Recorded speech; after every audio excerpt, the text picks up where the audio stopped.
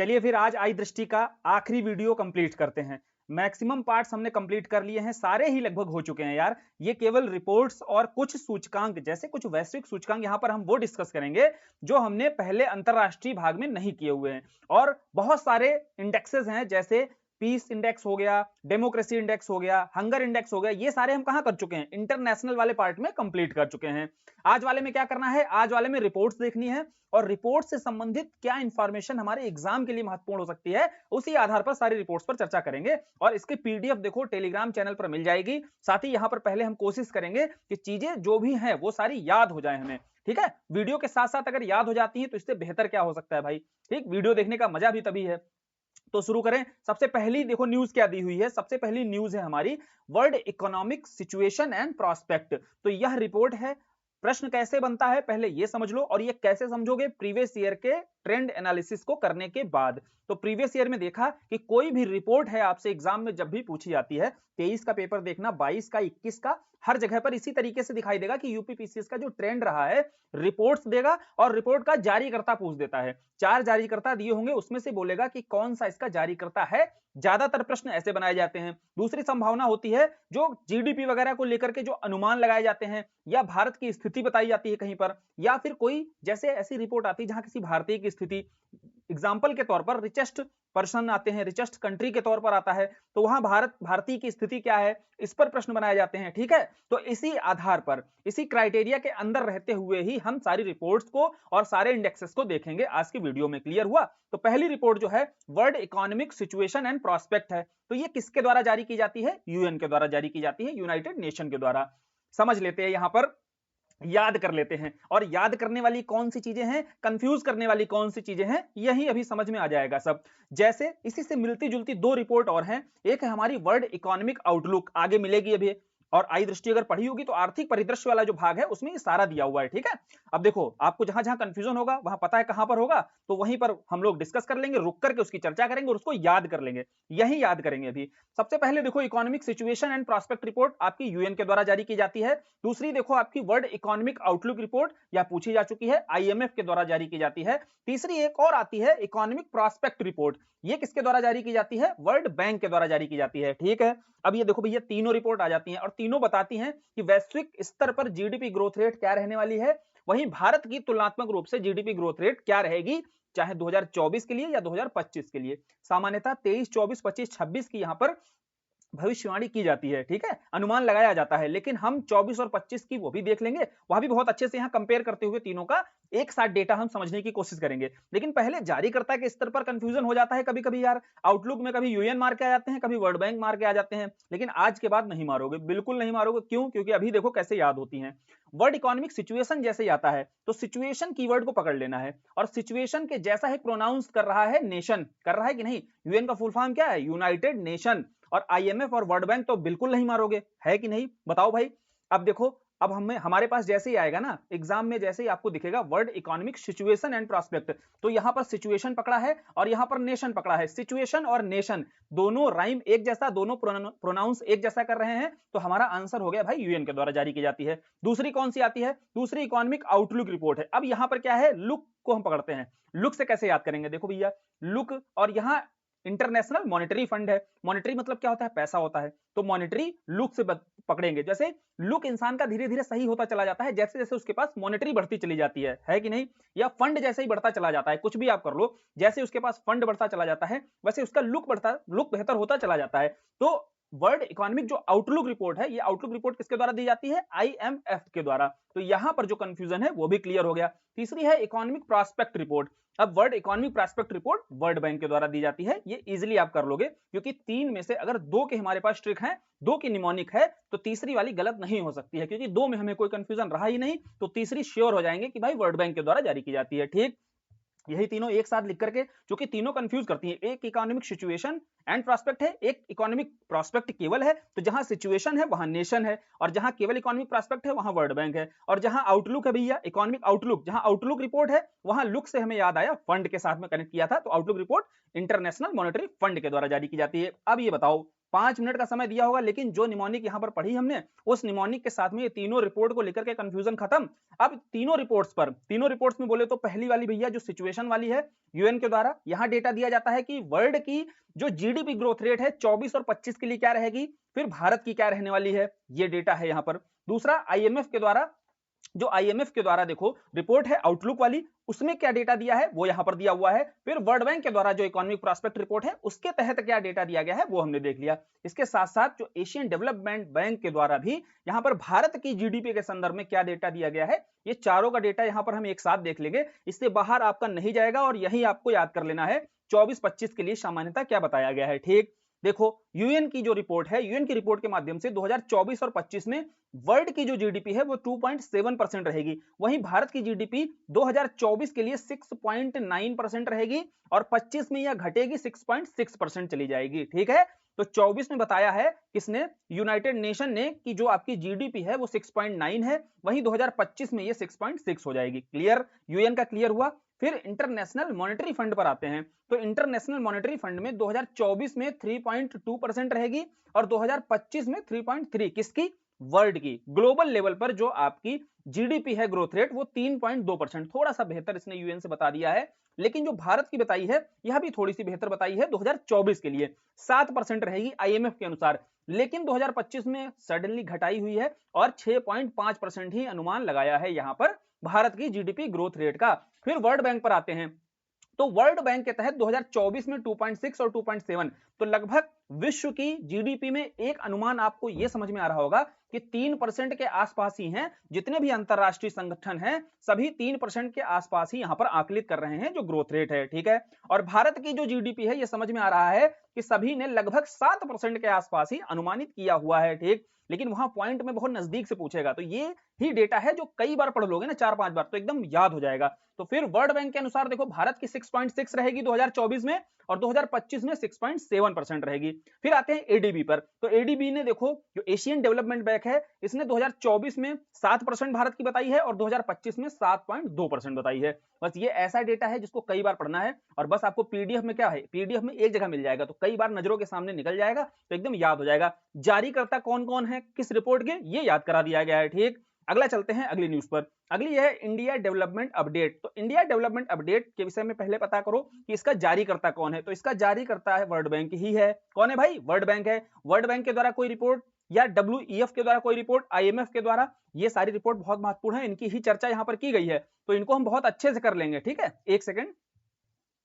हाँ, तो देखो इसका जारीकर्ता हमने देख लिया, इंडिया डेवलपमेंट अपडेट का जारीकर्ता कौन है, वर्ल्ड बैंक है। साथ ही दूसरा ये देखना है कि आर्थिक जो वृद्धि दर बताई गई है इसके अनुसार 23 और 24 के लिए 8.2% बताई गई है, पहले 7% अनुमानित थी जो बढ़ाकर 8.2% बता दी गई है। तो समझ में आ जाएगा भाई, ये तो इकोनॉमिक सर्वे वाली है, इकोनॉमिक सर्वे वाली भी कितनी थी, 8.2% ही थी, तो बिल्कुल सेम है, तो एकदम याद करने में कठिनाई नहीं है, इसको इजिली याद हो जाएगी। अगली जो रिपोर्ट है बिजनेस रेडी, अब देखो बिजनेस रेडी इसको शॉर्ट में ही बोला जाता है बी रेडी। ठीक, बी का मतलब क्या है, बिजनेस। अब ये बहुत आसान है याद करना, कैसे, हमने ईज ऑफ डूइंग बिजनेस देखा था, ईज ऑफ डूइंग बिजनेस में भारत की रैंक, फिर उत्तर प्रदेश के संदर्भ में देखा था कि दूसरे स्थान पर था वह राज्यों के अंतर्गत जब भी आंकड़े आए थे उसके, और लास्ट आंकड़े 2019 में आए थे।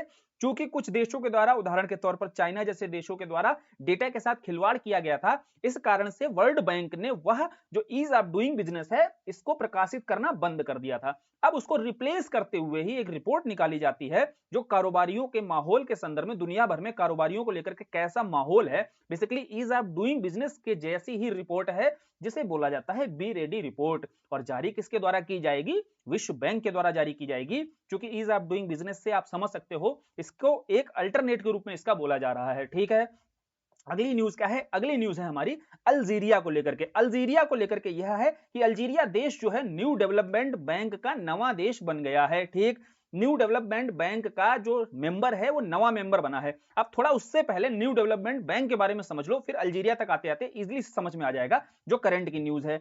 और न्यू डेवलपमेंट बैंक समझने से पहले ब्रिक्स के बारे में समझ लो। ब्रिक्स के बारे में हम पढ़ चुके हैं, लेकिन क्या होता है कुछ संगठन को लेकर के भी प्रश्न हमारे एग्जाम में आ जाते हैं, और संगठन वही आएंगे जिससे संबंधित करंट की न्यूज कोई चर्चा में है, तो वही ऑर्गेनाइजेशन जो है वो भी आप अच्छे से पढ़ लो। हालांकि यहाँ चर्चा कर लेते हैं। जैसे ब्रिक की बात आती है, सबसे पहले यह ब्रिक के रूप में जाना जाता था, ये साउथ अफ्रीका नहीं था। तो 2001 में आप सभी ने पढ़ा है, जिम ओ नील के द्वारा यह संकल्पना दी जाती है ब्रिक की। ठीक है, जो ब्रिक की संकल्पना क्यों दी जाती है कि तेजी से जो विकासशील देश हैं, तेजी से जिनकी बढ़ती अर्थव्यवस्थाएं हैं, मिलकर के एक संगठन बनाएं, और ताकि एक विकासशील देशों का नेतृत्व करने वाले देशों का भी एक समूह आ सके आगे। ठीक, तो उसी के संदर्भ में ब्रिक की संकल्पना आती है और ब्रिक संगठन आता है। और आगे 2010 में, आगे चल करके 2010 में इसमें साउथ अफ्रीका शामिल होता है, फिर यह ब्रिक कन्वर्ट हो जाता है ब्रिक्स में। ये तो बिल्कुल बेसिक नॉलेज होती है।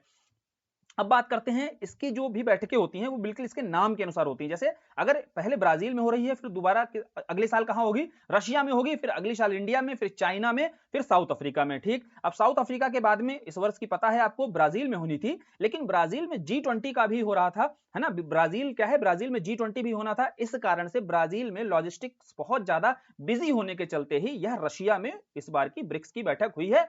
ये सब हम पढ़ चुके हैं। इसके अलावा और क्या पढ़ा था, और ये पढ़ा था कि ब्रिक्स में नए जो मेंबर हैं 5 और शामिल हो गए हैं। वैसे तो 6 था, लेकिन अर्जेंटीना जो है शामिल नहीं हुआ था, इस कारण से अभी 5 और मेंबर हो चुके हैं। तो वर्तमान समय में ब्रिक्स के मेंबर हो चुके हैं 10। ये 5 मेंबर कौन कौन से थे, इजिप्ट था, इथोपिया था, ध्यान है कि नहीं, इजिप्ट था, इथोपिया था, ईरान था, सऊदी अरब था, और पांचवा कौन सा था आपको बताना है भैया, पांचवा कौन सा था। हम पढ़ चुके हैं, घटनासार में भी पढ़ चुके हैं, घटना चक्र पीछे आई दृष्टि की न्यूज इंटरनेशनल वाली वहां भी कर चुके हैं। ठीक है, टोटल 10 देश हो चुके हैं। अब बोले ब्रिक्स की ही एक तरीके से बैंक के रूप में जो 2 संस्थाएं आती हैं, एक एनडीबी जो न्यू डेवलपमेंट बैंक है जिसकी हम यहाँ चर्चा करेंगे, उसके अगले साल ही एआईआईबी आता है, एशियन इंफ्रास्ट्रक्चर इन्वेस्टमेंट बैंक है। ठीक, उसकी चर्चा नहीं यहाँ पर, लेकिन ऐसे समझ लो कि ये 2 संस्थाएं हैं जो सामान्यतः ये लोन वगैरह देने का, जो विकासशील देश हैं एशियन कंट्रीज या एशिया के बाहर भी, देखो जो एआईबी है ना, एशियन इंफ्रास्ट्रक्चर इन्वेस्टमेंट बैंक, तो इन्वेस्टमेंट से संबंधित कोई भी लोन्स वगैरह सॉफ्ट लोन देने होते हैं, तो जैसे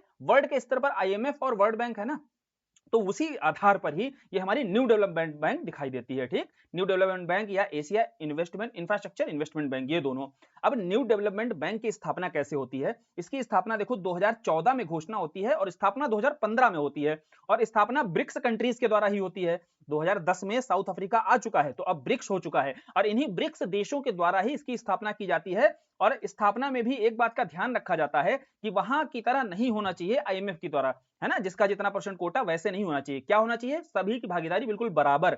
इस कारण से 20-20% जो है सबको हिस्सेदारी दी गई है, किसी को भी वीटो नहीं दिया गया है। एनडीबी में सबकी 20% की हिस्सेदारी है, तो इक्वलिटी का बहुत ध्यान रखा गया है। तो एनडीबी में ये ध्यान रखना है, और यही 5 जो सदस्य हैं इसके संस्थापक सदस्य थे। फिर बोले यार पहले ये एशिया तक सीमित करने की बात की गई थी कि पहले एशिया में जो इंफ्रास्ट्रक्चर से रिलेटेड जो भी पैसा है, फंड की दिक्कत होती है, मिलकर के इसको खत्म किया जाए। अब इसके एक्सपेंशन की बात हो रही है, क्योंकि कोई भी ऑर्गेनाइजेशन है जब तक आप उसको एक्सपेंड नहीं करोगे तब उसे वैश्विक स्तर पर ख्याति नहीं प्राप्त होगी। इसी के चलते इसमें विस्तार हुआ, आगे मिस्र भी इसका सदस्य बनता है। ठीक है, पीछे जो है इसका मिस्र भी सदस्य बना है, नया यूएई भी सदस्य बना है। ये सारी न्यूज तो हम देख चुके हैं। अभी कुल मिलाकर के करंट की न्यूज पर अब आते हैं। अब इसका जो नवा सदस्य बन गया है अफ्रीकन कंट्री है आपका अल्जीरिया, ये न्यूज है हमारे लिए महत्वपूर्ण। और न्यू डेवलपमेंट बैंक पूरा समझ लिया, समझने के साथ में यह भी जाने कि यह जो न्यू डेवलपमेंट बैंक है इसकी जो इस बार की वार्षिक बैठक है ये केप टाउन में हुई। हो सकता है नया सदस्य कौन बना, अल्जीरिया सभी को याद रहे, लेकिन इसकी जो बैठक हो रही है वो साउथ अफ्रीका में हो रही है। समझ रहे हो, ध्यान से समझना, ब्रिक्स के एस में ही क्या हो रही है, बैठक हो रही है एनडीबी की, और इसका नया सदस्य कौन बन रहा है, अल्जीरिया बन रहा है। ठीक, यहां ब्रिक्स संगठन महत्वपूर्ण था, उसको भी समझ लिया। जो करंट की न्यूज है वो अब आसानी से समझ में आ गई होगी, इजीली दिमाग में घुस गई होगी। अब अगले चलते हैं बिम्स्टेक व्यापार शिखर संगठन पर। अब ये बिम्स्टेक क्या बला है इसको जानते हैं। फिर ये पहला जो बिम्स्टेक व्यापार शिखर सम्मेलन पहला हो रहा है, बोले पहला हो रहा है तो महत्वपूर्ण हो जाता है यूपीपीसीएस की नजर से भी, साथ ही अपने लिए भी जरूरी है। देखो भी समझ में आएगा कैसे। बिम्स्टेक को जानने से पहले हमें एक संगठन के बारे में जानना चाहिए जिसका नाम है शार्क। ठीक है, अब शार्क जिसे दक्षेश बोला जाता है, देखो शार्क क्या है, शार्क का फुल फॉर्म है साउथ एशियन का एसोसिएशन है फॉर रीजनल कॉर्पोरेशन, यानी कि उस क्षेत्र में कॉर्पोरेशन को बढ़ाने के लिए साउथ एशियन कंट्रीज का ये एक एसोसिएशन है, ये शार्क का फुल फॉर्म है। अब इसकी स्थापना 1985 में हो जाती है और मुख्यालय इसका काठमांडू रखा जाता है। ये सारी इंफॉर्मेशन यूपीपीसीएस के लिहाज से महत्वपूर्ण हो जाती है। स्थापना वर्ष पूछ दिया जाता है, मुख्यालय पूछ दिया जाता है, कभी कभी संगठन को लेकर के जो प्रश्न बनाए जाते हैं। फिर बात करते हैं, इसमें देखो 8 सदस्य हमारे रहते हैं, इसके 8 जो मेंबर होते हैं, इन मेंबर को याद करने की बहुत ट्रिक एक प्रचलित है, जिसका नाम है एमबीबीएस पेन। ठीक है, क्या नाम है? MBBS pen. एम का मतलब क्या है भैया? एम का मतलब यहां मालदीव है, ध्यान रखना, म्यांमार नहीं है, क्या है? मालदीव है, बहुत गौर से ये गलती मत करना। एमबीबीएस पेन जो है इसका फुल फॉर्म है, तो यहां से समझ में आया इसके 8 मेंबर हैं, सार्क के 8 मेंबर हैं। 1985 में देखो इसकी स्थापना होती है और काठमांडू में इसका मुख्यालय है। बांग्लादेश, भूटान, आपका देखो ये सारे 8 जो सदस्य हैं, ये 8 सदस्य आपको कमेंट बॉक्स में अब लिखने हैं। शॉर्ट ट्रिक बता दी गई है, एमबीबीएस पेन है और यही साउथ एशियन कंट्रीज हैं सारे के सारे। ठीक है, इंडिया के आसपास ही जो साउथ एशियन कंट्रीज हैं। लेकिन इसकी दिक्कत क्या आ रही थी? सार्क के बाद बिम्स्टेक क्यों आया? ठीक है, सार्क की चर्चा इसलिए की क्योंकि बिम्स्टेक को समझना है। सार्क के बाद बिम्स्टेक इसलिए आता है क्योंकि सार्क में एक कंट्री है पाकिस्तान, ये पी स्टैंड कर रहा है पाकिस्तान के लिए।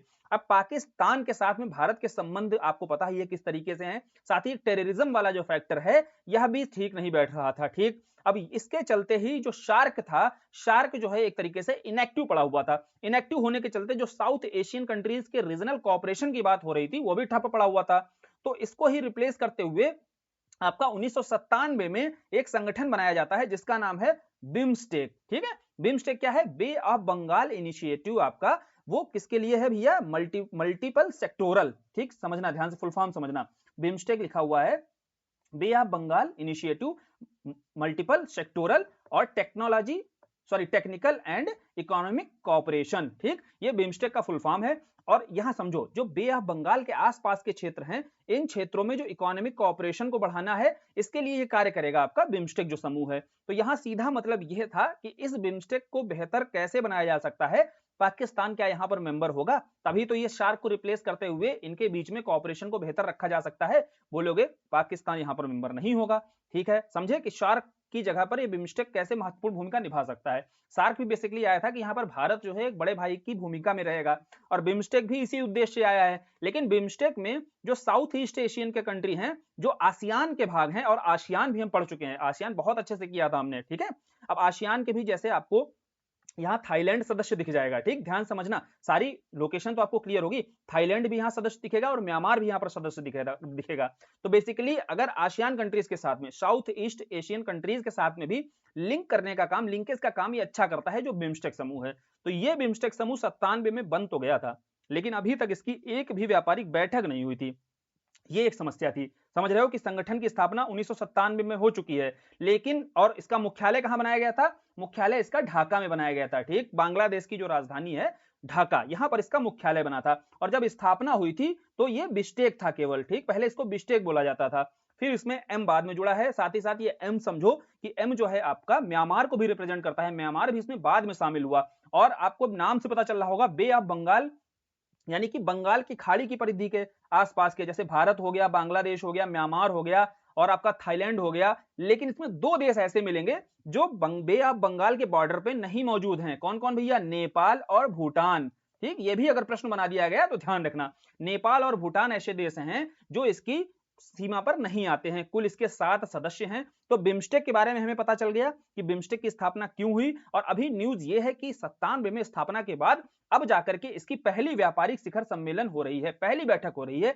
कहां पर हुई है? महत्वपूर्ण क्यों है? एक तो पहली भैया, ठीक, एक तो पहली, दूसरा ये भारत में हो रही है तो और महत्वपूर्ण हो जाता है। देखो, एक तो पहली बैठक है ये बिम्स्टेक की व्यापारिक बैठक, दूसरा नई दिल्ली में हो रही है, तीसरा इसका जो उद्घाटन किसके द्वारा किया गया। कहीं कंफ्यूज मत होना कि इसका जो व्यापारिक पहली बैठक है, इसका उद्घाटन प्रधानमंत्री जी के द्वारा नहीं किया गया है। किसके द्वारा किया गया है? हमारे जो विदेश मंत्री हैं एस जयशंकर साहब के द्वारा इसका उद्घाटन किया गया है। इससे बाहर और इससे घुमा करके वो क्वेश्चन स्टैटिक से जोड़ करके भी पूछेगा, इससे ज्यादा नहीं जाएगा, इसी रेंज में आ जाएगा अपने पास। जो जरूरी फैक्ट हैं वो सब हमने डिस्कस कर लिए, चाहे सार्क हो, चाहे बिम्स्टेक हो, और चाहे वर्तमान करंट की जो न्यूज हो, सब क्लियर हो गई होगी। अब एशियन डेवलपमेंट आउटलुक पर आते हैं। एडीबी की हमने वहां पर पीछे पढ़ लिया कि एडीबी के अनुसार 2024 में ग्रोथ रेट 7 रहेगी और 2025 में भारत की 7.2 रहेगी। ठीक है, इसका जारीकर्ता कौन है भैया? एशियन डेवलपमेंट आउटलुक जो रिपोर्ट है, स्वाभाविक सी बात है एशियन डेवलपमेंट बैंक ही जारी करेगा, ये तो बहुत आसानी से आप गेस कर सकते हो। ठीक, अब इसकी स्थापना कब हुई थी? एडीबी की स्थापना जो आपकी 1966 में होती है,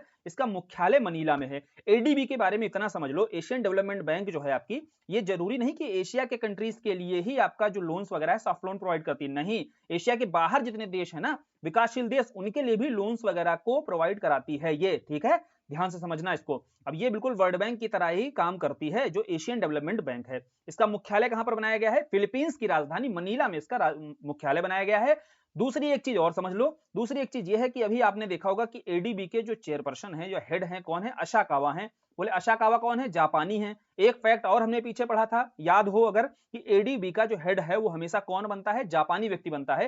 क्यों भैया जापान से आता है? क्योंकि इसमें जो शेयर होल्डर होते हैं, इसमें शेयर होल्डर बराबर नहीं होते हैं। जैसे एनडीबी में हमने क्या देखा, जो ब्रिक्स के पांचों देश हैं सभी की शेयर होल्डिंग बिल्कुल बराबर है, 20-20-20% सबको पांचों को दे दिया गया है, और यही एनडीबी में है आपका। और इसके विपरीत एडीबी में क्या व्यवस्था है? एडीबी में शेयर होल्डर के तौर पर सबसे बड़ा शेयर जापान का है, फिर यूएसए का है, फिर चाइना का है, फिर इंडिया का है। इंडिया यहां पर कैसे चौथे रैंक पर आता है, समझना।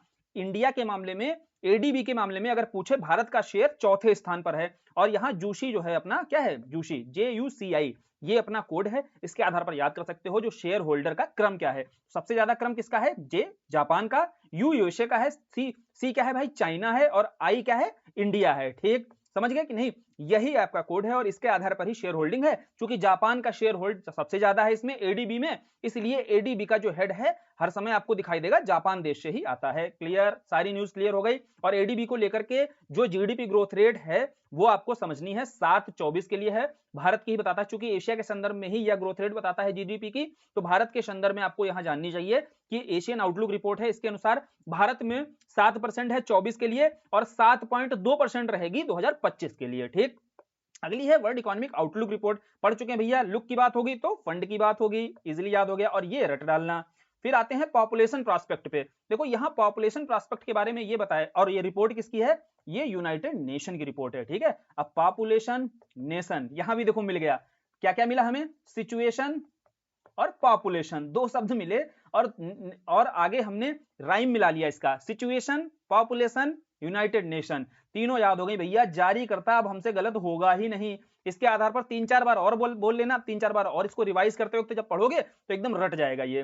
फिर इसके अनुसार यह बोला गया कि जो जीवन प्रत्याशा है वो 73.3 हो चुकी है, यानी कि 73.3 वर्ष जो है व्यक्ति जिंदा रहता है औसतन वैश्विक स्तर पर। इस रिपोर्ट के अनुसार, यूनाइटेड नेशन की इस रिपोर्ट के अनुसार जीवन प्रत्याशा ही हमें याद रखनी है, बहुत ज्यादा नहीं, इसमें डिटेल में नहीं घुसना है। ज्यादा करके वो जारी करता ही पूछ लेता है, और कुछ अगर ऐसा डेटा होता है जो जरूरी हो जाता है, बहुत ज्यादा चर्चित हो जाता है, चर्चा में आ जाता है, तो उस डेटा से क्वेश्चन पूछ लिया जाता है। अब अगली ग्लोबल स्किल रिपोर्ट है। स्किल रिपोर्ट देखो ये कोरशेरा जो संस्थान है इसके द्वारा जारी की जाती है।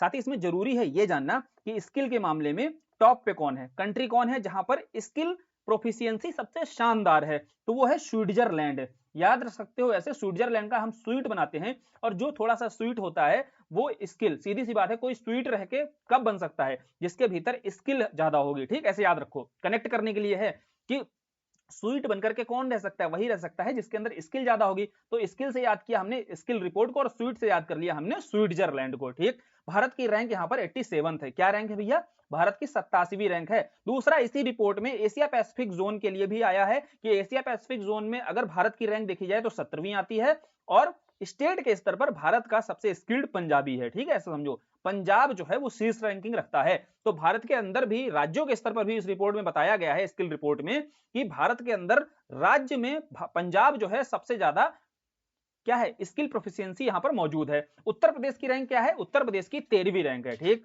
अभी हमें भारत की रैंक याद रखनी है, 87th रैंक है भारत की, और वैश्विक स्तर पर सबसे ज्यादा स्किल प्रोफिशिएंसी कहां पर है? स्विट्जरलैंड में है, और स्वीट से हमने स्किल को याद कर लिया है, तो ये वाली रिपोर्ट हो गई हमारी क्लियर।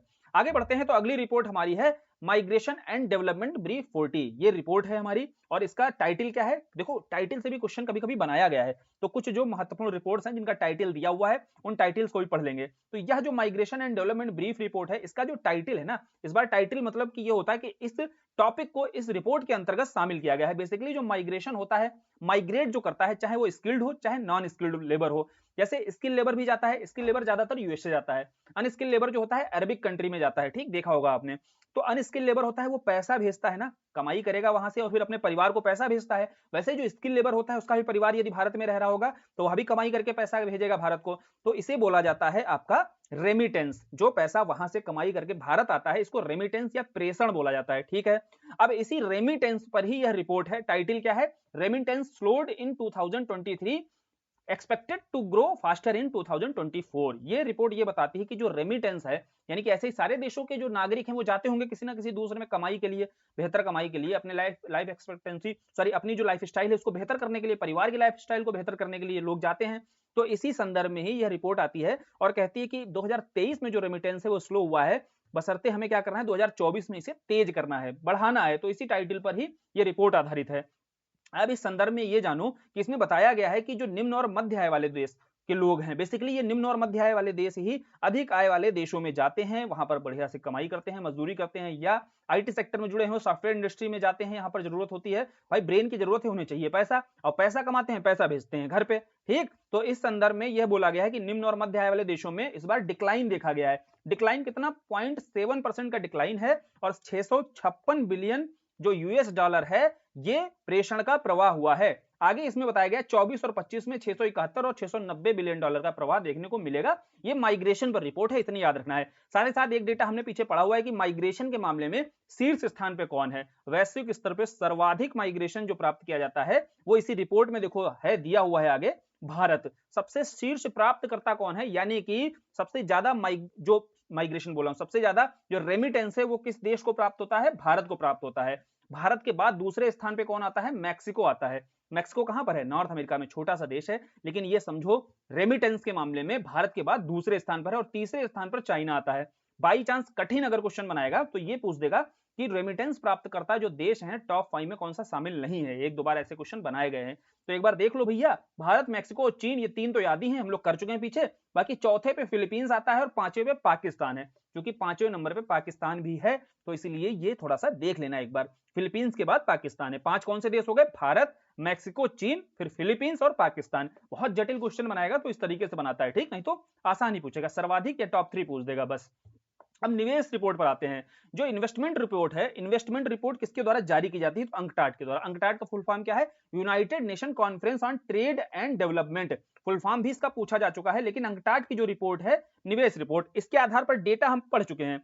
चाहे हमने डेटा देखो बजट में पढ़ा हो, सर्वे में भी पढ़ा हो, यही डेटा था। डेटा जो रिपोर्ट्स आती है ना, बड़ी बड़ी रिपोर्ट्स होती हैं, बड़ी बड़ी संस्थाओं के द्वारा प्रॉपर रिसर्च करके, शोध करके रिपोर्ट्स दी जाती हैं, और सर्वे में या बजट वगैरह में जो डेटा को आधार कहां से बनाया जाता है, इन्हीं रिपोर्ट्स को ही तो आधार बनाया जाता है। तो बेसिकली जो वहां पर डेटा था वो यही डेटा देखने को मिलेगा। तो हमें पता चला कि अंकटाड की जो रिपोर्ट है, विश्व निवेश रिपोर्ट है, इसको ही, इसके डेटा को ही वहां पर भी आधार बनाया गया था। कहां पर, जब हमने एफडीआई और एफआईआई पढ़ा था, याद है, जैसे हमने फॉरेन जो आपका ये क्या बोलते हैं, एफडीआई और एफपीआई, फॉरेन पोर्टफोलियो जो इन्वेस्टमेंट है, इसके साथ साथ हमने डायरेक्ट इन्वेस्टमेंट को पढ़ा था। यहां जाने थे कि एफडीआई जो है लॉन्ग टर्म का इन्वेस्टमेंट होता है और एफपीआई शॉर्ट टर्म का इन्वेस्टमेंट होता है। तो यहां जो रिपोर्ट है एफडीआई को लेकर के है। आउटफ्लो मतलब होता है कितना एफडीआई बाहर जाता है। तो इस संदर्भ में कौन एफडीआई है सबसे ज्यादा, आउटफ्लो कहां से होता है, यूएसए से होता है।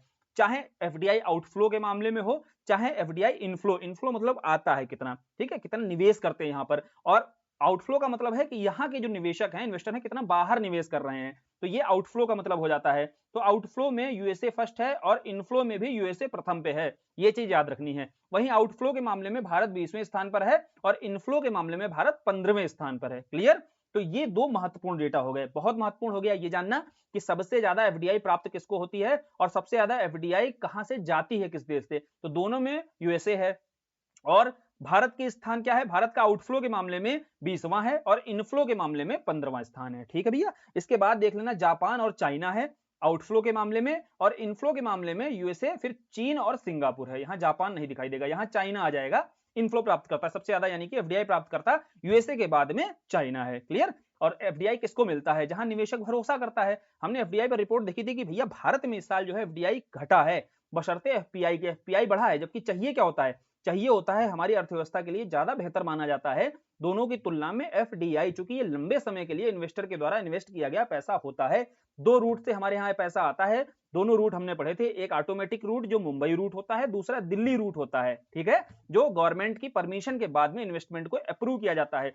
सब पढ़ चुके हैं, अगर नहीं किया है अभी भी है, प्लेलिस्ट जाओ, पर्याप्त समय है, केवल रिवीजन मारो। और पढ़ाई करो, इसके अलावा कुछ मत करो भाई। अपने स्तर से रिवीजन करते रहो, जितना रिवीजन कर लोगे तो एक क्या होता है, एक कंट्रीब्यूशन हो जाता है यहाँ से। देखो ऐसा तो कोई नहीं कह सकता है कि यार केवल यही पढ़ने से सिलेक्शन हो गया, नहीं होता है भाई। अपने स्तर से चीजें पढ़नी पड़ती हैं, पढ़ने के साथ आपको रिवीजन करनी पड़ेंगी, और भी चीजें आपने पढ़ रखी होंगी, उसके बाद यहाँ रिवाइज करते होगे आप। रिवाइज करने में क्या होगा, अगर आपके रिवीजन के अनुरूप यहाँ कंटेंट और मटेरियल मिल जाता है तो वो एक कंट्रीब्यूशन आपका क्या हो जाता है, बढ़ जाता है। उसमें कंट्रीब्यूशन हमारा बढ़ जाएगा कि आपकी जो सक्सेस होगी, सक्सेस की जो रेट है और जो ग्रोथ है वो बढ़ जाएगी, बस इतना योगदान रहता है। और वहीं अगर आपको गंदा कंटेंट मिल जाता है तो टाइम आप कंज्यूम करोगे, टाइम कंज्यूम करने के साथ साथ में आप अपने समय तो खराब कर ही रहे हो, साथ ही जो सिलेक्शन का रेशियो भी डाउन होता चला जाएगा। ठीक, तो ध्यान से, बहुत ध्यान से इस समय देखो सिलेक्टिव चीजें पढ़ना, क्योंकि उतना ही पढ़ना, कम से कम पढ़ना, ताकि मैक्सिमम से मैक्सिमम रिवीजन हो सके। इसीलिए यहाँ पर जो नोट्स दिए जा रहे हैं, आज देखो लास्ट वीडियो है, और कोशिश की जाती है कि केवल वही मटेरियल आपको यहाँ पर डिलीवर किया जाए जो मटेरियल हमें एग्जाम में जहां से सीधा क्वेश्चन मिले। इधर उधर की चीजें क्यों ही डिलीवर की जाए जिस पर बेमतलब में यार टाइम बढ़ाने के चक्कर में, है ना, या व्यूज बढ़ाने के चक्कर में कुछ ऐसा कंटेंट दे जो काम का हो ही ना। काम का वही रखते हैं ना, जो केवल देने की कोशिश यही रहती है कि जो अपने काम का रहे। ठीक है, व्यू तो आते रहेंगे आगे। तो सबसे पहले देखो, उसके बाद अगली क्या देखते हैं, उसके बाद ग्लोबल इकोनॉमिक प्रोस्पेक्ट देखते हैं। ग्लोबल इकोनॉमिक प्रोस्पेक्टस क्या है, यह भी देखो हम देख चुके हैं क्या पीछे। हाँ, इसको भी हमने देख लिया है। कहां पर देखा था, जब वर्ल्ड बैंक के द्वारा हमने देखा था रिपोर्ट ग्लोबल इकोनॉमिक प्रोस्पेक्ट जारी की जाती है। 3 रिपोर्ट देखी थी वहां पर, economic situation and prospect, economic prospect. तो ये इकोनॉमिक प्रोस्पेक्ट, यही वाली रिपोर्ट हमने शुरुआत में एकदम देख ली थी। ठीक है, किसके द्वारा, वर्ल्ड बैंक के द्वारा जारी की जाती है। आगे जिम्बाब्वे की नई समर्थित स्वर्ण मुद्रा है। बताओ घटनासार में पढ़े थे कि नहीं इसको, कि जिम्बाब्वे में इन्फ्लेशन की दर बहुत ज्यादा बढ़ गई, इसके चलते वहां की मुद्रा करेंसी की रेट बहुत डाउन हो जाती है। इस कारण जिम्बाब्वे सरकार के द्वारा गोल्ड समर्थित जो मुद्रा है जारी की जाती है, जिसका नाम है जिग। जिग का फुल फॉर्म ही क्या है, जिम्बाब्वे गोल्ड। ठीक है, जिसको शॉर्ट में बोला जाता है जिग। ठीक, आगे बढ़े। आगे ग्लोबल इलेक्ट्रिसिटी रिव्यू, ये भी पढ़ चुके हैं, बस ये रिपोर्ट के रूप में है, समझ लो क्या है। जब एम्बर की रिपोर्ट पढ़ी थी, ध्यान करो अगर याद आ रहा हो, घटनासार में बहुत अच्छे से किया था। एम्बर की रिपोर्ट पढ़ी थी, वहां हमने देखा था कि एम्बर रिपोर्ट के अनुसार यह बताया गया था कि जापान को पीछे छोड़ते हुए भारत सोलर एनर्जी के मामले में, सोलर एनर्जी यानी कि सौर ऊर्जा के मामले में तीसरा सबसे बड़ा उत्पादक देश बन चुका है। पढ़ा था हमने कि नहीं पढ़ा था, तो तीसरा सबसे बड़ा उत्पादक कौन बन चुका है, भारत बन चुका है, जापान चौथे पे आ चुका है। ठीक, ये हमने न्यूज वहां पर पढ़ी हुई थी। अब यहां देखो कुछ चीजें और जानते हैं। अगर पूछा जाए सबसे ज्यादा विद्युत उपभोग, सबसे ज्यादा इलेक्ट्रिसिटी का कंज्यूम करने वाला देश कौन सा है, इस एम्बर रिपोर्ट के अनुसार कनाडा है। भारत 10वें स्थान पर आता है। एनर्जी कंजम्पशन के मामले में भारत 10वें स्थान पर है, यह भी इस रिपोर्ट में बताया गया है। और पूछे कोई सबसे ज्यादा कंज्यूम कौन करता है, कनाडा करता है। अब सौर ऊर्जा पर आते हैं। सौर ऊर्जा पर हमने क्या पढ़ा है, हमने पढ़ा है कि भारत तीसरे स्थान पर आ चुका है, जापान को पीछे छोड़ते हुए। प्रश्न बन सकता है किसको पीछे छोड़ा, जापान को पीछे छोड़ा। क्या रैंक है सौर ऊर्जा में, तीसरी रैंक है। क्योंकि हम रिन्यूएबल एनर्जी पर देखो हमने टारगेट सेट कर रखे हैं, हमको 2017 तक क्या करना है, नेट कार्बन जीरो एमिशन के दौड़ में आगे जाना है। जो टारगेट है वो अचीव करना है। उसके लिए देखो ये सारी न्यूज, ये सारी रिपोर्ट्स बहुत महत्वपूर्ण होती हैं कि भारत की ग्रोथ कहां पर है, भारत प्रयास कर रहा है, उस संदर्भ में जो रिपोर्ट्स आ रही हैं उसमें कुछ सुधार दिख रहा है, तो भैया हाँ दिख रहा है। एम्बर रिपोर्ट से हम इस बात को बता भी सकते हैं, फैक्ट के रूप में रख सकते हैं, मेंस में लिखना होगा तभी यूज कर सकते हैं। वहां पर चाइना और यूएसए बताना है। चाइना और यूएसए पहले और दूसरे स्थान पर हैं सोलर एनर्जी में, और तीसरे स्थान पर आपका इंडिया आ जाता है। फिर बात करते हैं पवन ऊर्जा के मामले में। देखो पवन ऊर्जा के मामले में भारत कहां पर है, 5वें स्थान पर है। ठीक, सौर ऊर्जा के मामले में कहां आ गया है, तीसरे पे आ गया है, चौथे से कहां पे आ गया, तीसरे पे आ गया है। पवन ऊर्जा के मामले में भी 5वें पर ही है। यहां पर भी चाइना प्रथम और यूएसए द्वितीय है, लेकिन इसके बीच में 2 देश हैं, जर्मनी ब्राजील, और 5वें पे कौन सा है, हमारा भारत है। तो सौर ऊर्जा और पवन ऊर्जा पर, इस तरीके से सौर ऊर्जा और पवन ऊर्जा पर आप भारत की स्थिति को भी समझ सकते हो। प्रमाणिक रिपोर्ट है जो एम्बर रिपोर्ट है, इसके अनुसार भारत की रैंक भी आप बता सकते हो। ठीक, अब कोयले के मामले में क्या है भैया, कोयले के मामले में हम अभी भी दूसरे स्थान पर हैं। चीन के बाद अगर थर्मल पावर जो प्लांट है इसके माध्यम से जो एनर्जी आपकी प्रोड्यूस की जाती है, इसमें जो भारत है वो दूसरे स्थान पर आता है, चीन के बाद चाइना है, इंडिया है, फिर यूएसए है। क्लियर, और यही स्टार लगाकर दिया हुआ है कि भारत ने इस रिपोर्ट के अनुसार जापान को सौर ऊर्जा उत्पादन में पीछे छोड़ दिया है और तीसरे स्थान पर आ गया है। फिर अगली है women business and the law. ठीक, ये रिपोर्ट किसके द्वारा, W फॉर वुमेन, ऐसे याद रखना, W for women and W for world bank, एकदम याद रहेगा, W for women, W for world bank. तो जारी कौन करता है इस रिपोर्ट को, वर्ल्ड बैंक। और बेसिकली महिलाओं को आर्थिक अवसर दिए जा रहे हैं उस संदर्भ में कानूनों को मापने के लिए, यानी कि कानून उस संदर्भ में जो प्रभावित करने वाले इसको कानून होते हैं उन पर आकलन यहां निकाला जाता है। वुमेन बिजनेस, यहां सेंट्रिक में क्या है, वुमेन है। और ये रिपोर्ट किसके द्वारा, W for women, W for world bank. ज्यादा प्रश्न बनेगा तो इसी से बनेगा कि डेटा इसमें बहुत इंपॉर्टेंट नहीं है पूछा जाने वाला।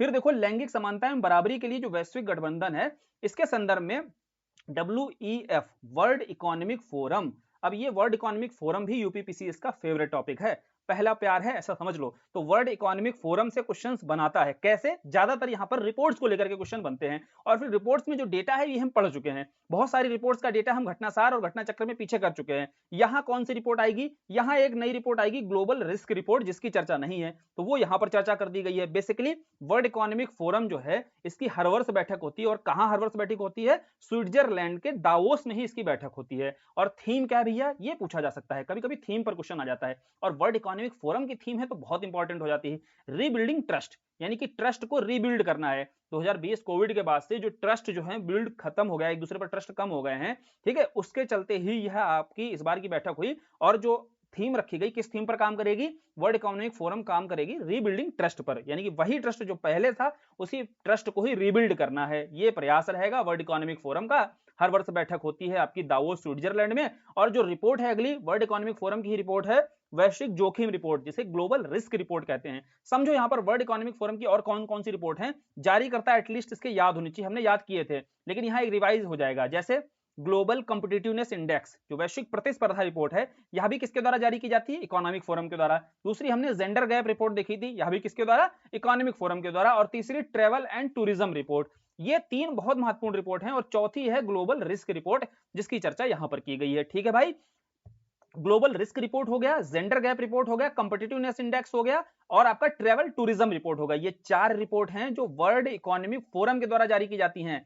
सबकी चर्चा हो चुकी है, आज वाली में ग्लोबल रिस्क की रिपोर्ट की चर्चा हो गई। बेसिकली जो ग्लोबल वार्मिंग की घटनाएं, क्लाइमेट चेंज के चलते ही मानव पर या उस पर गंभीर जो खतरों का प्रकाश डालती है यह रिपोर्ट, ठीक, मानव पर जो प्रभाव पड़ेगा ग्लोबल वार्मिंग का, क्लाइमेट चेंज का, या इसके चलते जो तकनीकी विकास हो रहा है उस तकनीकी विकास में मानव पर इसका क्या बुरा प्रभाव पड़ सकता है, इन सब के बारे में ही यह रिपोर्ट चर्चा करती है। इसीलिए इसके रिस्क फैक्टर को बताती है, इसलिए इस रिपोर्ट का क्या नाम है, ग्लोबल रिस्क रिपोर्ट। जारी किसके द्वारा की जाती है, वर्ल्ड इकोनॉमिक फोरम के द्वारा। क्या जरूरी है जानना, जारी कौन करता है, तो world economic forum global risk report जो जारी करता है। तीन रिपोर्ट और हैं, वो भी ग्लोबल वर्ल्ड इकोनॉमिक फोरम के द्वारा जारी की जाती हैं, gender gap report, competitiveness index report, और आपका ट्रेवल एंड टूरिज्म। ये तीनों पढ़ चुके हैं, घटना सार कर लेना, नहीं करोगे तो भैया फिर पछताओगे बाद में, क्योंकि जो डेटा आया है वो डेटा भी वहां पर अच्छे से कर लिया था हमने। साथ ही रिपोर्ट में बताया गया है कि गलत सूचनाएं एवं दुष्प्रचार के मामले में, जैसे व्हाट्सएप वगैरह पे देखते हो, बोलते रहते हो व्हाट्सएप यूनिवर्सिटी के से पढ़कर आए हो क्या भाई, क्या मतलब है, वहां पर बहुत सारी मिस इन्फॉर्मेशन दी जाती हैं। इस संदर्भ में अगर सबसे ज्यादा जोखिम है किसी देश में तो भारत में है। इसलिए भैया इस तरीके से जब तक ऑथेंटिक प्रमाणिक अगर आपको न्यूज ना मिल जाए, अब ऐसे टेलीग्राम पर ही समझ लो बहुत सारी न्यूज ऐसी वायरल होती रहती हैं। अभी बिहार के संदर्भ में क्या आया था कि 19 जनवरी को पेपर होना है, फिर बिहार कमीशन को खुद ऑफिशियली एक नोटिस निकालना पड़ा, ऐसा कुछ नहीं है भैया, ठीक है। तो इस संदर्भ में बहुत तेजी से यहाँ पर भारत में सर्कुलेट करती हैं ऐसी न्यूज जो गलत सूचनाएं होती हैं, दुष्प्रचार होता है। इस मामले में भारत पहले स्थान पर है, और हमें पता है ये रिपोर्ट नहीं आती तब भी हमें पता है, ठीक, हम देखते ही रहते हैं इसको। तो फिर आगे कुछ सूचकांक हैं, जैसे ऐसे सूचकांक हैं जो पीछे नहीं चर्चा हुई है, नहीं तो ज्यादातर सूचकांक हमने इंटरनेशनल वाला जो पार्ट है, देखो जब ये आई दृष्टि की प्लेलिस्ट देखोगे उसमें इंटरनेशनल वाला जो पार्ट है, इसमें जो इंडेक्सेस हैं, जितने इंडेक्सेस होते हैं, पीस हो गया, जितने हैं महत्वपूर्ण हैं, वो सब वहां पर चर्चा है। जो भी आई दृष्टि में कवर किए गए हैं सब चर्चा है। उसके पहले कुछ इंडेक्सेस घटना सार में भी चर्चा कर दिए गए हैं, ठीक, सबको अच्छे से कर लेना, फिर उससे बाहर नहीं जाएंगे इंडेक्सेस।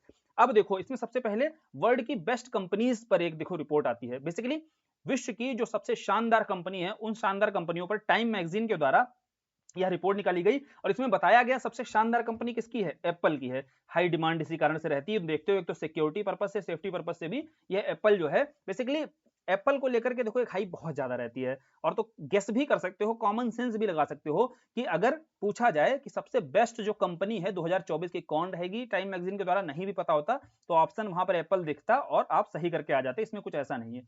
भारत की कंपनी याद रखना है, एचसीएल जो टेक है, एचसीएल टेक भारत में सबसे बेहतरीन कंपनी बताई गई है इस टाइम मैगजीन के अनुसार।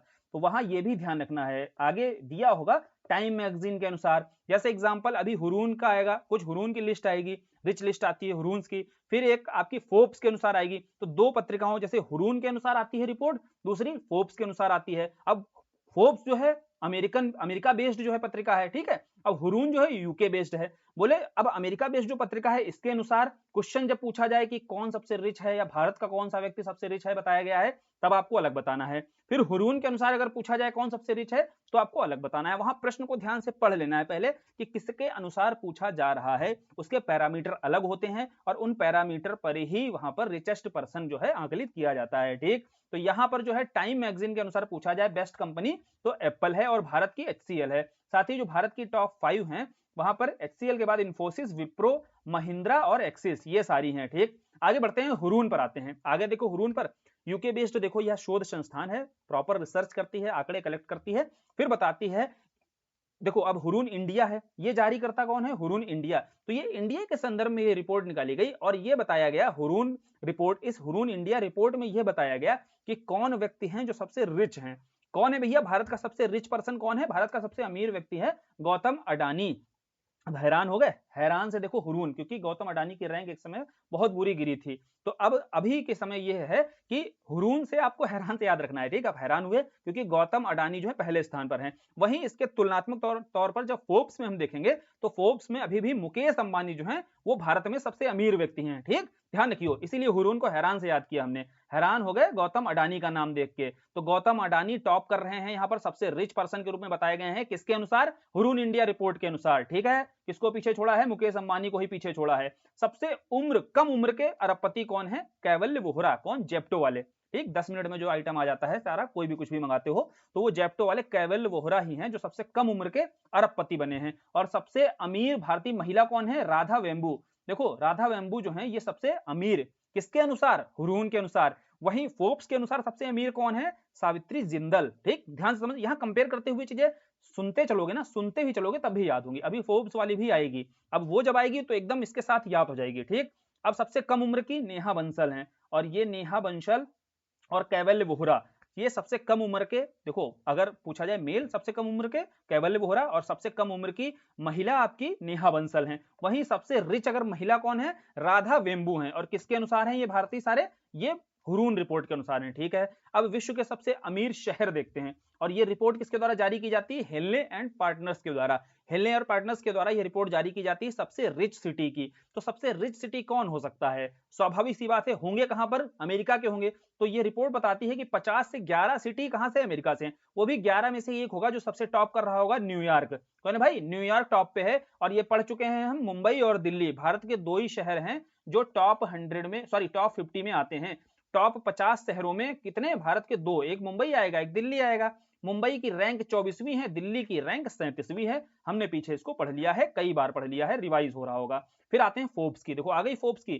फोर्ब्स के अनुसार सबसे रिच कौन है, बर्नार्ड अर्नॉल्ट एवं फैमिली। बर्नार्ड अर्नॉल्ट एंड फैमिली जो है फोर्ब्स के अनुसार सबसे रिच व्यक्ति हैं, ये फ्रांस के हैं, देखो आपके, ठीक है, पहला स्थान है इनका। फिर एलन मस्क हैं और फिर जेफ बेजोस हैं तीसरे स्थान पर। एलन मस्क आप जानते हो स्पेस एक्स वाले, और जेफ बेजोस कौन है ये भी जानते होगे, कौन भैया, अमेजोन वाले, ठीक है। तो ये तीन व्यक्ति हैं जो टॉप 3 में हैं, किसकी, फोर्ब्स की सूची में।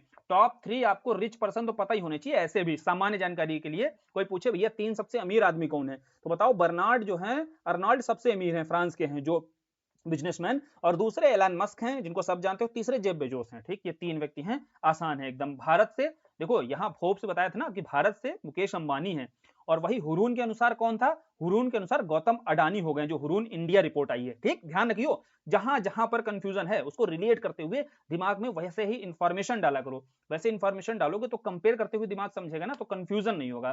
तो आप समझे, यहाँ पर हुरून इंडिया के अनुसार आएगा तो बोले हैरान हो गया यार, गौतम अडानी थे। और यहाँ पर कोई पूछेगा अगर आपसे तो बताना है यहाँ तो मुकेश अंबानी है अभी भी, और सावित्री जिंदल यहाँ पर सबसे रिचेस्ट फीमेल हैं, ठीक, क्लियर।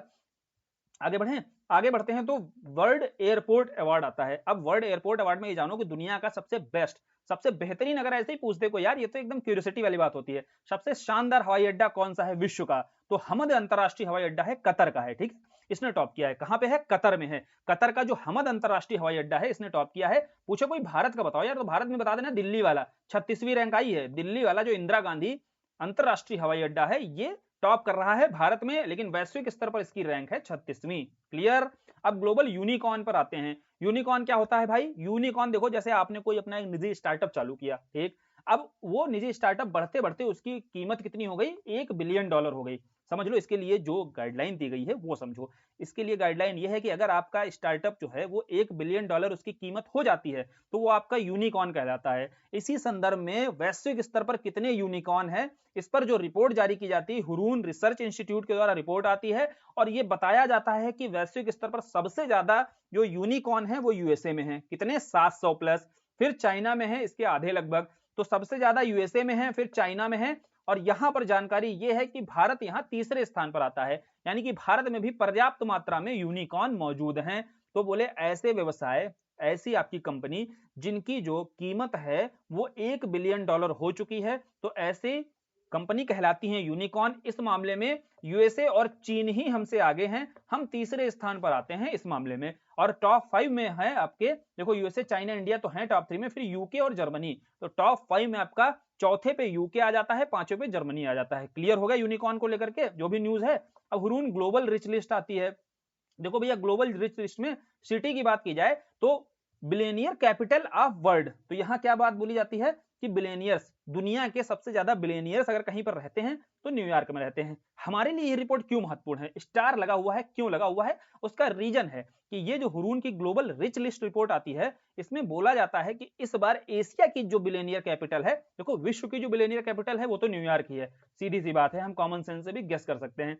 यही रिपोर्ट में एक चेंज हुआ है। क्या हुआ है? वो भी हर भारतीय को जाननी चाहिए। क्यों जाननी चाहिए? क्योंकि अभी तक जो बिलियनियर कैपिटल थी वो कौन थी? वो बीजिंग थी। ठीक, ध्यान से समझना, बिलियनियर कैपिटल जो थी अभी तक एशिया की, वो बीजिंग थी। अब बीजिंग को हटा करके रिप्लेस कर दिया है किसने? मुंबई ने। तो सबसे ज्यादा अगर बिलियनियर कोई पूछा जाए वो कहां पर अब रह रहे हैं एशिया में?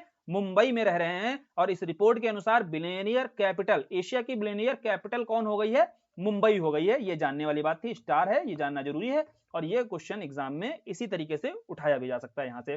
फिर ह्यूमन डेवलपमेंट रिपोर्ट पर आते हैं।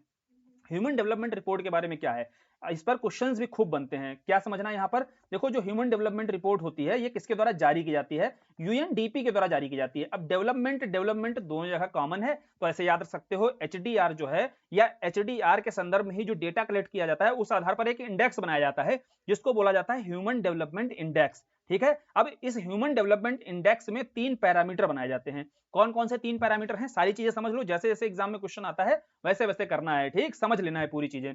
इस ह्यूमन डेवलपमेंट इंडेक्स में 3 पैरामीटर बनाए जाते हैं। पहला है एजुकेशन, दूसरा लाइफ एक्सपेक्टेंसी, तीसरा पर कैपिटा इनकम, यानी इनकम के साथ साथ उसकी शिक्षा और उसकी हेल्थ। लाइफ एक्सपेक्टेंसी का क्या मतलब है? कितने वर्षों तक जीवित रहेगा। तो इन तीनों को ध्यान में रखा जाता है। इन 3 पैरामीटर पर ही यह इंडेक्स जारी किया जाता है। क्लियर बात है। इन 3 पैरामीटर में भारत की स्थिति बताई गई एजुकेशन के मामले में 12.6 ईयर। ठीक है, 12 साल तक यानी कि स्कूलिंग करता है यहाँ पर जो भारत में व्यक्ति है। दूसरा लाइफ एक्सपेक्टेंसी के मामले में बताया गया कि 67.7 ईयर जो है, यहाँ इतने साल तक व्यक्ति जीवित रहता है। और पर कैपिटा इनकम $6951, लगभग 5-5.5 लाख के आसपास बनेगा, इतनी सालाना व्यक्ति की इनकम है भारत में। एचडीआई में ये डेटा आता है, एजुकेशन, लाइफ एक्सपेक्टेंसी और पर कैपिटा इनकम को लेकर के ये डाटा निकाला गया। अब ये भारत के संदर्भ में स्थिति थी। अब इसको जोड़ करके, सब जोड़ जाड़ करके पूरा एकदम ये रिपोर्ट बना करके फिर एक स्कोर दिया जाता है। ठीक, वह स्कोर भारत का इस वर्ष रहा है 0.644। क्या रहा है? 0.644। ध्यान रखियो, पिछले वर्ष से तुलना करते हुए भी इस रिपोर्ट पर, इस इंडेक्स पर क्वेश्चन बनाए जाते हैं। लास्ट ईयर का पेपर देखो, ऐसे ही बनाया गया था। तो इस बार जो आपका स्कोर रहा है 0.644 रहा है, और जो रैंक रही है 134, ये भी हमने याद की थी। ह्यूमन डेवलपमेंट कैसे याद किया था? मानव का विकास, देखो 1 के बाद 2 आना चाहिए, लेकिन 3 4। ठीक, इसी कारण से मानव का विकास रुका हुआ है, क्योंकि हमारी रैंक है 1 के बाद 2 हमने छोड़ दिया, ऐसे याद किया था। तो इसकी रैंक क्या है? 1 3 4 है। अब 1 3 4 इस वर्ष रैंक है, लेकिन लास्ट ईयर कितनी थी? 135 थी, और स्कोर कितना था? 0.633। रैंक लास्ट ईयर कितनी थी? 135 थी, स्कोर 0.633 था। इस बार स्कोर भी बेहतर हुआ है, रैंक भी बेहतर हुई है। ठीक है, ध्यान से समझना, इस बार रैंक में 1 का सुधार हुआ है, और स्कोर में भी 0.1 का सुधार हुआ है, 0.011 का सुधार हुआ है। ठीक है, ये हमने तुलना करते हुए पिछले साल से एचडीआई इंडेक्स को समझ लिया। साथ ही अब वैश्विक स्तर पर क्या बताया गया है? एचडीआई के मामले में, ह्यूमन डेवलपमेंट के मामले में वैश्विक स्तर पर स्विट्जरलैंड जो है वो टॉप पर है। सबसे बेहतरीन स्थिति, मानव का विकास बेसिकली, चाहे एजुकेशन के स्तर पर हो, चाहे लाइफ एक्सपेक्टेंसी सबसे बेहतर हो, चाहे आपका पर कैपिटा इनकम, तीनों मामलों में अगर जोड़ जाड़ के निकाला जाए सबसे बढ़िया स्थिति कहां के मानव की है? स्विट्जरलैंड। ये भैया वर्ल्ड बैंक ना तो ये वर्ल्ड वार 1 में रहा, ना तो इसने भागीदारी की, ना 2 में भागीदारी की, तो स्वाभाविक सी बात है कि ह्यूमन का डेवलपमेंट सबसे शानदार कहां पर होगा? स्विट्जरलैंड जैसे देश में दिखाई देगा। ऐसे भी याद कर सकते हो। और सबसे बुरी स्थिति कहां पर है? सोमालिया। और सोमालिया और कहां पर सबसे लास्ट में है, याद है कि नहीं? करप्शन में, करप्शन परसेप्शन में सबसे लास्ट कौन है? सोमालिया ही है। ऐसे याद किया करो, अगर इंडेक्सेस याद किए होंगे तो वहां से कनेक्ट हो जाता होगा तुरंत का तुरंत, ठीक है। और वो अगर नहीं हो रहा है ना, तो स्वाभाविक सी बात समझो कि रिवीजन में कमी है, रिवीजन और बढ़ाने की जरूरत है, बस और कुछ नहीं, ठीक। ऐसा नहीं है सबने पढ़ रखा है। याद किसको आता है? जिसका रिवीजन होता है। सबके साथ यही स्थिति होती है, मेरे साथ भी यही है कि रिवीजन कम होगा, दो चीजें याद नहीं आएंगी। जिसने ज्यादा उससे रिवीजन कर रखा होगा उसको ज्यादा याद आएगा, ठीक है भाई। अगला है स्टेट एनर्जी एफिशिएंसी इंडेक्स पर। अब स्टेट एनर्जी एफिशिएंसी इंडेक्स में केवल इतना याद रखो कि ऊर्जा दक्षता के मामले में, एनर्जी एफिशिएंसी के मामले में कौन सा राज्य शीर्ष पर है? तो कर्नाटक हमारा शीर्ष पर है इस इंडेक्स के अनुसार। फिर ग्लोबल 500, इसमें भी टॉप कौन कर रहा है? टॉप बोले तो सबसे मूल्यवान कंपनी, सबसे वैल्यूएबल कंपनी कौन है? यहां भी वही है एप्पल। कॉमन सेंस एकदम लगा सकते हो, बिल्कुल टफ नहीं है।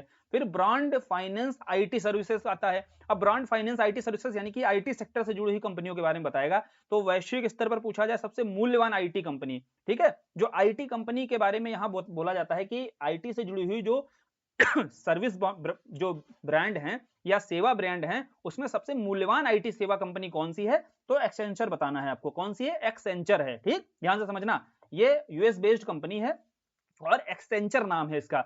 सबसे मूल्यवान आईटी कंपनी कौन सी? एक्सेंचर। और दूसरा स्थान, वैश्विक स्तर पर ही दूसरा स्थान आता है, याद रखियो, कौन सी? टीसीएस, टाटा की जो कंसल्टेंसी कंपनी है, ये दूसरी सबसे मूल्यवान आईटी सेवा ब्रांड है, ठीक है। क्लियर हो गया। अब सबसे लास्ट न्यूज पर आते हैं आज की। तो हमने रिपोर्ट्स भी देख ली, हमने उसके बाद में जितने महत्वपूर्ण इंडेक्सेस, उससे रिलेटेड कैसे क्वेश्चन हमारे एग्जाम में आते हैं वो भी समझ लिया। अब टेंशन फ्री हो जाओ एकदम। आई दृष्टि को लेकर के तो टेंशन फ्री हो ही जाओ यार, क्योंकि सारा प्लेलिस्ट बनी हुई है। कितनी बार अभी रिवीजन कर सकते हो अगर चाहो तो, अगर नहीं चाहो तो फिर कोई बात ही नहीं। नए नए सोर्स फिर आते रहेंगे। अभी यार घटना सार भी आती रहेगी, सारी बुक आती रहेंगी, अभी बहुत सारी ऐसी, कोई मंथली निकाल देगा, ठीक। अब लेके फिर पढ़ते रहो, नहीं ना, कोई तो कम से कम कुछ तो विश्वास करना होगा अपने ऊपर कि तुमने जो 2 मैगजीन पढ़ ली हैं, जैसे हमने घटनासार भी जनवरी से जून तक की पढ़ ली है और 1 साल की घटना चक्र भी पढ़ ली है। बोले यार अब इन 2 पर विश्वास करो। अब यार मान लो 35 आएगा तो ठीक है, हमारी रेंज में 33 रहेगा, 2 नहीं आ पाएगा।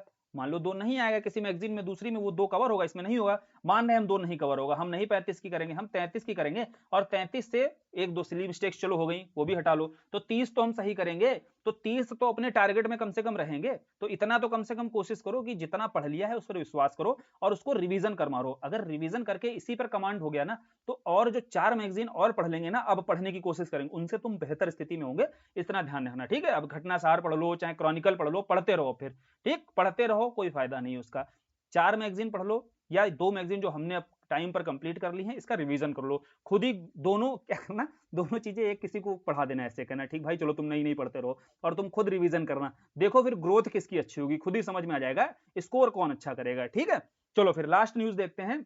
बार बार देखो यार वही चीज बताई जाती है, लेकिन तब भी कि ये करा दो वो करा दो, जितना करा दिया गया है उसको रिवीजन कर लो भैया। हाथ जोड़ के कह रहे हैं कि उसको रिवीजन कर डालो, उतना बहुत है, ठीक। अब 100 सबसे ज्यादा शक्तिशाली महिलाएं, यानी कि सबसे पावरफुल लेडी, फोर्ब्स की एक सूची, फोर्ब्स की एक आती है लिस्ट आई कि जो सबसे ज्यादा क्या बताया गया, जिसमें सबसे ज्यादा रिच पर्सन के बारे में बताया गया। दूसरा एक फोर्ब्स की यहाँ पर सूची आती है सबसे पावरफुल, वो भी टॉप 100, यानी कि 100 जो शीर्ष शक्तिशाली महिलाएं हैं, उन महिलाओं में सबसे विश्व के स्तर पर सबसे शक्तिशाली महिला कौन है? Ursula van der Leyen. Ursula van der Leyen कहां की हैं? जर्मनी की हैं। याद करने के लिए समझ सकते हो, महिला देखो जिसके पास मनी है वो सबसे ज्यादा स्ट्रांग है। नाम क्या है? उर्सुला है। मनी से याद किया जर्मनी, ठीक, देश याद हो जाएगा उनका, उर्सुला वॉन डेर लेयन, ठीक है। अब ये कौन है? ईयू जानते हो ना, यूरोपीय यूनियन, ईयू की ये अध्यक्ष हैं, यूरोपीय यूनियन की अध्यक्ष हैं उर्सुला वान डेर लेयन, जो विश्व की सबसे शक्तिशाली महिला हैं। किसके अनुसार? फोर्ब्स मैगजीन के अनुसार। वहीं टेलर स्विफ्ट और जूडी फॉकनर का नाम भी दिया हुआ है। टेलर स्विफ्ट जानते होगे पॉप सिंगर हैं जो, ये सबसे युवा शक्तिशाली महिला के रूप में हैं। और सबसे उम्रदराज कौन है? जूडी फॉकनर, ठीक, दोनों यूएसए से आती हैं। तो यूएसए की सबसे युवा शक्तिशाली कौन है? दोनों यूएसए से हैं, वो है टेलर स्विफ्ट जो पॉप सिंगर हैं, और दूसरी जो उम्रदराज वो भी अमेरिका से हैं, जूडी फॉकनर। फिर भारत के संदर्भ में क्या है? भारत की 4 महिलाएं हैं जिन्होंने टॉप 100 में फोर्ब्स की इन पावरफुल लेडीज में टॉप 100 में 4 भारतीय महिलाओं ने अपनी जगह बनाई है। वो 4 भारतीय महिलाएं कौन सी हैं? सबसे ऊपर तो हमारी अपनी निर्मला ताई हैं, जो वित्त मंत्री हैं। निर्मला ताई 32वें स्थान पर हैं, फिर रोशनी नाडर मल्होत्रा, और फिर शोभा मंडल, और चौथी किरण मजूमदार शाह। तो ये 4 महिलाएं हैं भारतीय जिन्होंने टॉप 100 में अपनी जगह बनाई है। प्रश्न हो सकता है फोर्ब्स पत्रिका के अनुसार भारत की सबसे शक्तिशाली महिला तो कौन? भारत की सबसे शक्तिशाली महिला, ध्यान से सुनो, कौन है भैया? निर्मला सीतारमण। देखो प्रश्न कितनी तरीके से, एक ही रिपोर्ट है, डेटा इतना ही है, लेकिन इसे रिपोर्ट बहुत तरीके से बनाए जा सकते हैं क्वेश्चंस। कैसे? फोर्ब्स पत्रिका के अनुसार सबसे शक्तिशाली भारतीय महिला तो निर्मला सीतारमण। इसके अनुसार सबसे युवा शक्तिशाली महिला वैश्विक स्तर पर तो टेलर स्विफ्ट हो गई। और वहीं वैश्विक स्तर पर सबसे शक्तिशाली महिला इस रिपोर्ट के अनुसार तो उर्सुला वान डेयर हो गई। ठीक है, जो किस देश से, या पूछ दे जो शक्तिशाली महिला है किस देश से आती हैं, थोड़ा और एक लेवल आगे जाकर के, एक स्टेप आगे जाकर के पूछेगा, थोड़ा कठिन बनाएगा। तो किस देश से हैं वो? जर्मनी से हैं। या फिर पूछे कि इस पत्रिका की टॉप 100 में कितनी भारतीय महिलाएं शामिल हैं, तो वहां ऑप्शन होगा 3, 4, 5, 6। अब भैया पढ़ा होगा चारों यहां पर, तो पता हो जाएगा तुरंत कि 4 वहां पर भारतीय महिलाएं शामिल हैं। तो ऐसे जो डेटा इतना ही होता है, लेकिन वो कितने डायमेंशन पर क्वेश्चन आपसे बना सकता है, ये समझने की कोशिश किया करो। तो डेटा को पढ़ना इस हिसाब से है कि कैसे भी घुमाकर क्वेश्चन बनाएगा, गलत नहीं होगा। और बेसिकली पढ़ना क्या है? पढ़ना इस तरीके से है, और पढ़ने के साथ साथ इसका रिवीजन इतनी बार कर लेना है कि घुमाए कितना घुमाएगा, जितना घुमाकर भी पूछेगा, लेकिन इतना कमांड इतना अच्छा कर लेना है कि फिर वो गलत नहीं होना चाहिए। ठीक है, चलो फिर आई दृष्टि आज कंप्लीट। और बताओ भाई फीडबैक अपना आई दृष्टि को लेकर के, जो इतनी बोरियत भरी किताब थी यार। कुछ टॉपिक जैसे वैज्ञानिक वाला हो गया, खेल वाला हो गया, ये इतने बोरिंग वाले टॉपिक थे, इतने ज्यादा इसमें डेटा को ओवरलोड कर रखा था, उसको कलेक्ट करने में, इंफॉर्मेशन वहां से जरूरी निकालने में हालत तो खराब हुई थी। लेकिन आपका रिस्पॉन्स बहुत शानदार आया। तो अब क्या करना है? अब रिस्पॉन्स केवल शानदार नहीं करना है, उसके साथ में रिवीजन भी शानदार करना है। रिवीजन शानदार करो, रिजल्ट में नाम आएगा, श्योर बात है। देखो आपने जो इन्फॉर्मेशन पढ़ी हुई है वो बढ़िया तरीके से पढ़ी है, साथ ही यहाँ पर चीजें, बहुत सी चीजें याद हुई हैं। याद होने का मतलब होता है कंफ्यूजन कम, कंफ्यूजन कम तो कट ऑफ के ज्यादा नजदीक पहुंच जाओगे। ठीक है, चलो फिर वीडियो को यहीं खत्म करते हैं। और बताओ भाई सब, आज कंप्लीट होने के बाद वीडियो जब यहाँ तक आए हो तो फिर अपना रिस्पॉन्स बताओ कि कैसा रहा आई दृष्टि को लेकर के। आज हमारा कंप्लीट हो गया है। आज के लिए धन्यवाद।